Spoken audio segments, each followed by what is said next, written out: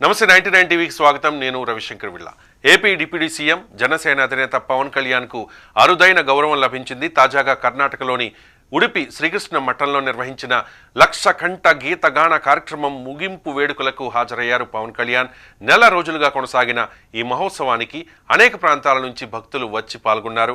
పవన్ మఠానికి చేరుకున్నప్పుడు ఆలయ అధికారులు, అర్చకులు పూర్ణ కుంభాలతో ఆయనకు ఆత్మీయ స్వాగతం పలికారు. అనంతరం పవన్ కళ్యాణ్ శ్రీకృష్ణుణ్ణి దర్శించుకుని ప్రత్యేక పూజలు చేశారు. ఈ పర్యటనలో పవన్ కళ్యాణ్కు ప్రత్యేకమైన గౌరవం దక్కింది. ఉడిపి శ్రీకృష్ణ దేవాలయం ఆయనకు అభినవ కృష్ణ దేవరాయ అనే బిరుదును ప్రదానం చేసింది. మఠాధిపతి సుగుణేంద్ర తీర్థ స్వామీజీ స్వయంగా ఈ బిరుదును పవన్కు అందించారు. దీంతో జన సైనికులు, పవన్ అభిమానులు సోషల్ మీడియాలో గొప్పగా ప్రచారం చేసుకుంటూ ఉన్నారు. ప్రజల కోసం, దేశం కోసం ఎంతో చేసిన శ్రీకృష్ణ దేవరాయలకు అదే బాటలో నడుస్తున్న పవన్ కళ్యాణ్కు సిద్ధాంతాల పరంగా చాలా దగ్గరి పోలికలు ఉన్నాయని అంటూ ఉన్నారు జనసేన నాయకులు, జన సైనికులు. రాయల వారి గురించి చెప్పుకోవాలంటే శ్రీకృష్ణ దేవరాయలు దక్షిణ భారత చరిత్రలో అత్యంత గొప్ప రాజుల్లో ఒకరు. ఆయన పాలన ప్రజల సంక్షేమం, సైనిక శక్తి, సాంస్కృతిక అభివృద్ధి, భాషా పురోభివృద్ధి అనే 4 దిక్కుల వెలుగులు నింపింది. విజయనగర మహాసామ్రాజ్యం అత్యున్నత శిఖరాలకు చేరిన కాలం ఆయన కాలమేనని చరిత్రకారులు చెబుతూ ఉంటారు. శ్రీకృష్ణదేవరాయలు 1509లో సింహాసనం అధిరోహించారు. రాజ్యాన్ని చేపట్టిన వెంటనే శక్తివంతమైన సైన్యాన్ని ఏర్పాటు చేసి శత్రువుల నుంచి ప్రజలను కాపాడే పనిని మొదలుపెట్టారు. పవన్ కళ్యాణ్ కూడా జగన్ బారి నుంచి రాష్ట్రాన్ని కాపాడేందుకు వీరోచిత నిర్ణయాలు తీసుకున్నారని కూటమి శ్రేణులు అంటూ ఉంటాయి. ఇక ప్రజల సంక్షేమం రాయల పాలనలో ప్రత్యేక స్థానం సంపాదించింది. వ్యవసాయం, నీటిపారుదల వ్యవస్థలను అభివృద్ధి చేసి రైతులకు మేలు చేశారు.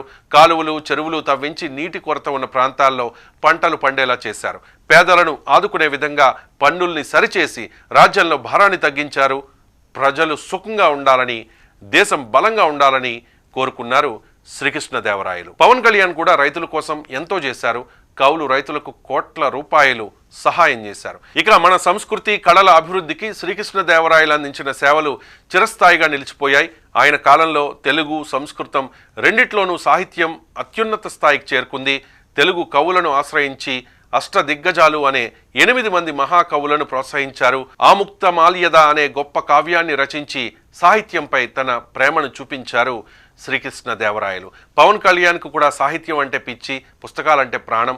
కవులను, రచయితలను ప్రోత్సహిస్తూ ఉంటారు, గౌరవిస్తూ ఉంటారు పవన్ కళ్యాణ్.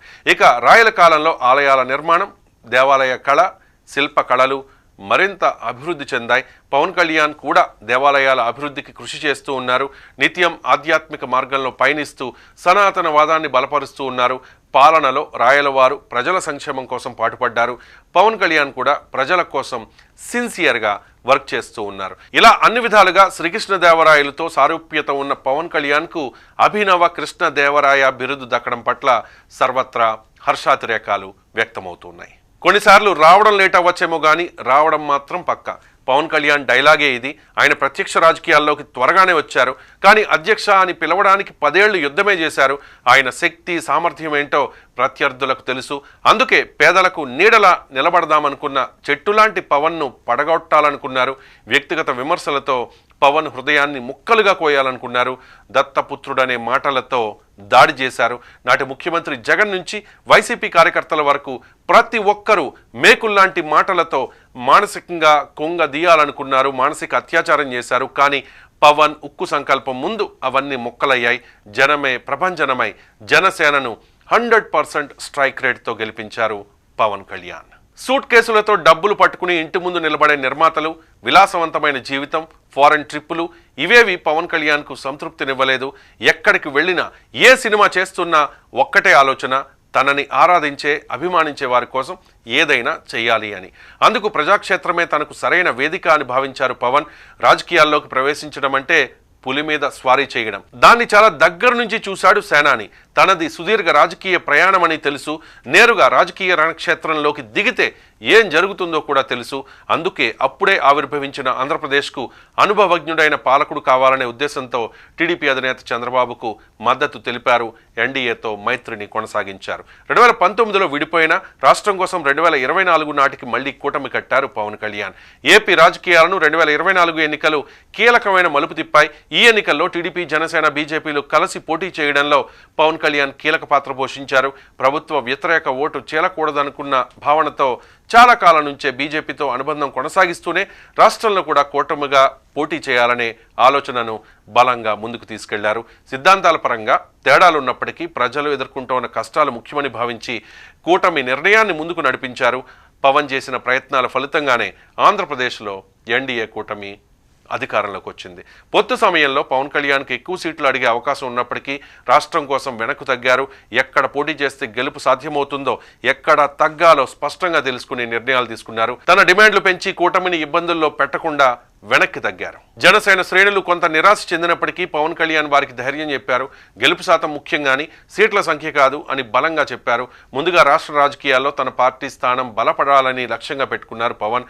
2024 ఎన్నికల్లో పోటీ చేసిన ప్రతి స్థానంలో విజయం సాధించి జనసేన ఏపీ రాజకీయాల్లో కొత్త అధ్యాయాన్ని ప్రారంభించింది. భారతంలో పాండవులకు అజ్ఞాతవాసం ఏడాదికి మాత్రమే ఉండగా పవన్ కళ్యాణ్కు అసెంబ్లీకి వచ్చేందుకు దాదాపు 10 సంవత్సరాలు పట్టింది. ఈ 10 ఏళ్లలో ఆయన చూపిన పోరాట పటిమ, నిబద్ధత ఇప్పుడు ఫలితాలనిస్తోంది. ఇదే ధోరణి కొనసాగితే భవిష్యత్తులో ఆంధ్రప్రదేశ్ రాజకీయాల్లో పవన్ కళ్యాణ్ ఒక బలమైన శక్తిగా ఎదగడం ఖాయం. సో అభినవ కృష్ణదేవరాయ మన పవన్ కళ్యాణ్.